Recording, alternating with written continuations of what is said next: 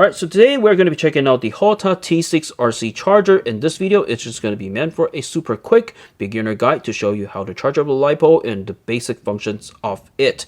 Alright, so without further ado, let's jump right into it. So first thing first, let's talk about how to power up the charger, because you do have to feed power in order for this thing to work. So there's going to be two main methods. So you can use either a direct input, which is going to be the XT60 plug right here, or you can use the PD, which is going to be the USB-C charging portion right here. So to use this is pretty simple. You can use a larger LiPo, or you have a separate power supply. Just have to plug it in, and the charger is just going to be powering up like this. So you can see that it just goes directly into the main menu. And if you wanted to use the PD charging function, which is going to be USB-C, you are required to have a special charging block, which it's required to have a minimum 60 watts. And currently I'm using 100 watts, so you can just have a little bit more power to squeeze out. So, okay, let's just plug it in. Very simple. Just plug it in like this. So wait until you see what actually it says before we enter the main menu. At the menu right here, you are going to see that it's actually going to give you the readout of what currently the USB-C is able to support you. So you can see that we have 60 watts input, and you will be able to get a current of 3 amps. So the 3 amps is going to be our max output to charge up our battery, but it should be sufficient for most of the LiPo batteries. Once you're done, you can just hit any button on the top here, and it's going to bring you into the main menu. So if you wanted to enter the setting menu for the T6 charger, all you needed to do is just to press and hold the middle button, and it should be bringing you into the charger settings. Once you enter the charger settings, this is going to be for you to customize the charger that you want. So you can do calibration, you can do system self-checking, whatever that is smart function that it has. But the most importantly, what I did when I entered is I went into the system parameters. So I went all the way down here to volume, and I basically turned everything off. Otherwise, it's just very annoying that when you're pressing the buttons, it's just going to beep on every sound. Okay. So max input power is currently set at 350 watts, so it should be good. Yep. We want the max as always, and we can just hit back.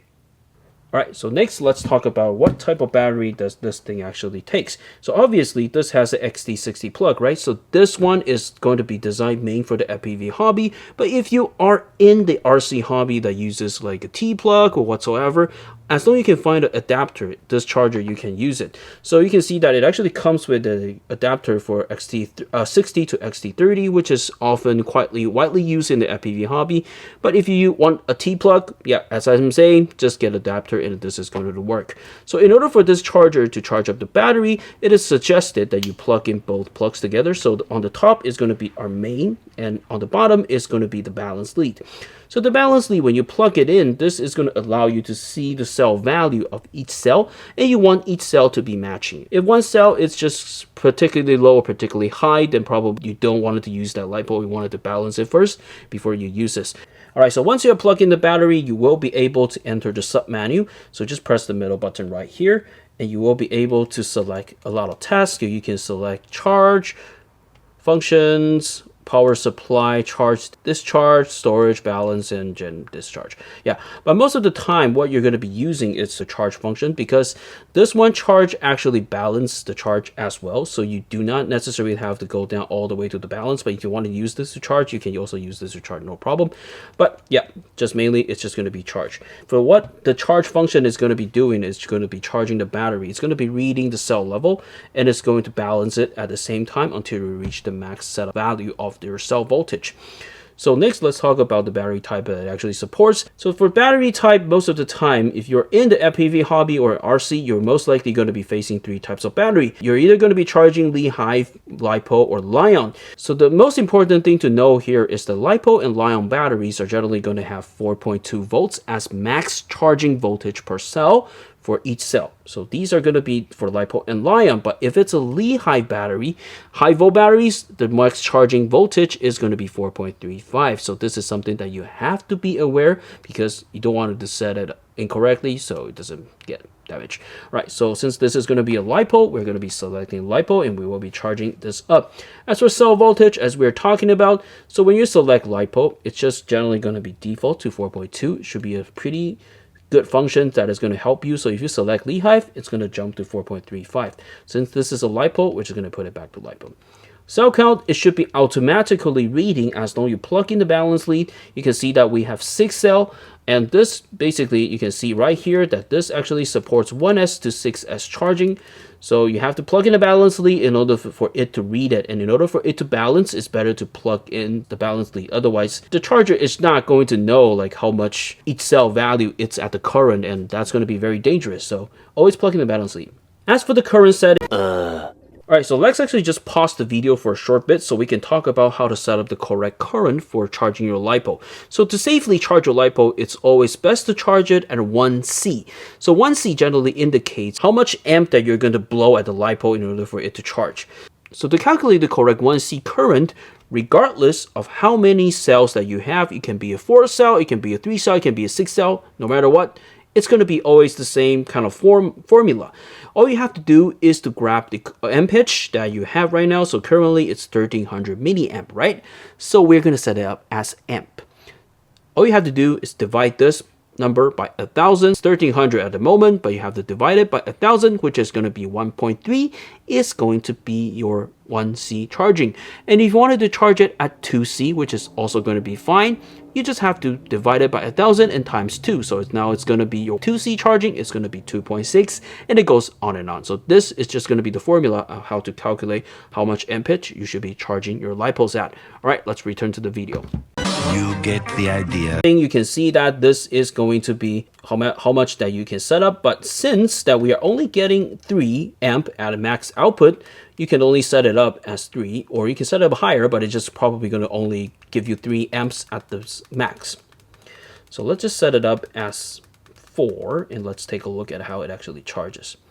Okay, so once you're done, you will be able to start the task. Once the charge begins, although it's saying that it's going to give us max 3 amps of charging output power, but it's actually going to give us 2 amps only. So yep, this is something that you probably have to note. It's not necessary that you're always going to get the max output power, but I'm not going to complete the entire process because it's most likely going to be taking a while. But just to let you know, once it actually reaches the max voltage of each cell at 4.2, it's actually going to be pausing and giving you a really loud beep, and that's when you know that the charging is complete. The charge is going to stop automatically, but you do have to like press it again to kind of reset it. All right, we're just going to stop it. Okay, let's come into the sub menu and let's actually look at other functions. So I'm just going to briefly run through like what you can actually do with it. So for the discharge function, most likely this is just going to be in case you wanted to discharge the LiPo to a minimum. If you want to dispose it, then yeah, you can try to do that and try to discharge to the lowest and try to use a LiPo killer to kill it. That's going to be the function mainly. But most of the case, when we're discharging a LiPo, generally we wanted to bring it to storage level. And this is going to be important because putting this LiPo at storage level, it's going to help you like make the LiPo life go a little bit longer. So if you wanted to do storage level, the general storage cell voltage is going to be at 3.8.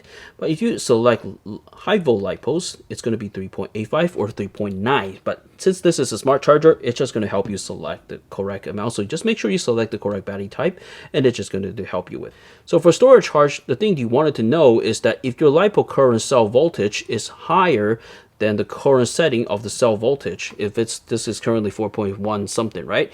So each cell is at 4.1 something, and you wanted to discharge it to 3.85, it's actually going to be discharging. So it's, for example, if our LiPo today is going to be at 3.5, we discharge it to 3.5 already, and you wanted to bring it up to storage charge, you have to charge it in order to do it. So it's kind of like upside down. Yeah.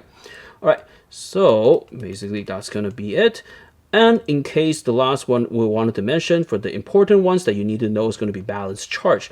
So in case your LiPo, let's go back to the previous page. So in case these readings, you have a significant lower numbers, like, hey, this one is just 3.5, but the rest of it's 4. Obviously, there's going to be something wrong with the LiPo kind of already. But if you wanted to try to save it, you can see if you wanted to use the balanced charge function. So what the charger is going to be doing is that it will try its best to balance the cells, try to maintain each cell at the same level. And that's going to be the important of the thing. All right, so basically that's going to be the quick rundown of how to use this charger. And if you have additional questions or comments, please feel free to leave it down below. And I will see you in the next one. Happy flying.